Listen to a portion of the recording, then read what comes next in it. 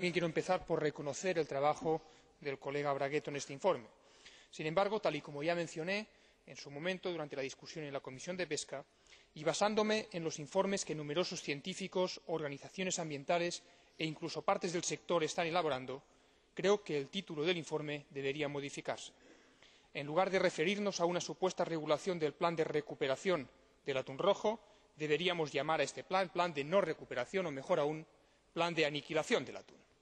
Porque seamos claros, cuando el mal llamado plan de recuperación fue adoptado en ICCAT hace un año en Dubrovnik, ya entonces la Comisión Científica alertó, y cito, en general, los resultados preliminares indican que no es probable que las medidas adoptadas, aunque son un paso en la dirección correcta, cumplan plenamente el objetivo del plan. Y añadían, si la implementación es perfecta y si el reclutamiento futuro se encuentra en aproximadamente el nivel de los 90 y no se ve afectado por el nivel reciente de biomasa reproductora, existe un 50% de probabilidad de recuperación en 2023 con las regulaciones actuales. Es decir, con estos supuestos, bien una implementación imperfecta o bien un reclutamiento que descienda respecto a los niveles recientes a medida que la biomasa reproductora desciende, o bien por ambos, los objetivos del plan de recuperación difícilmente se podrán cumplir. E insisto en que me baso ni más ni menos que en los informes científicos.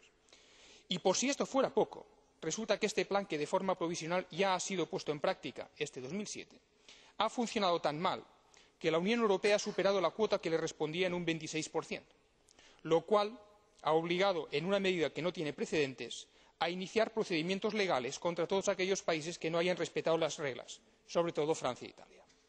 Por cierto, que aprovecho también para interesarme sobre cómo es que otro país, España, haya exportado en 2006 casi 9000 toneladas de atún, cuando solo declaró haber capturado 4700, según han señalado organizaciones como Greenpeace o ADENA.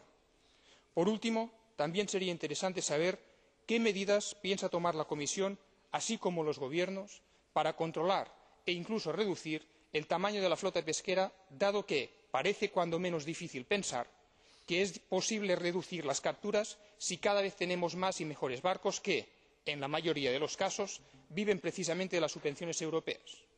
Quizás, en la reunión de ICCAT que está teniendo lugar estos días en Antalya, en Turquía, a la que asistirán mis colegas Marie-Hélène Ovear y Michael Earle, se nos den algunas respuestas. Pero para mí la conclusión inmediata es simple y alarmante a la vez. Todos los indicios apuntan a que la situación del stock está muy por debajo de las previsiones más optimistas. Hay incluso quien afirma que ya hemos superado el punto de no retorno. Es decir, en estas condiciones se me hace difícil pensar que el actual plan se pueda llamar un plan de recuperación y no de otro modo. Gracias.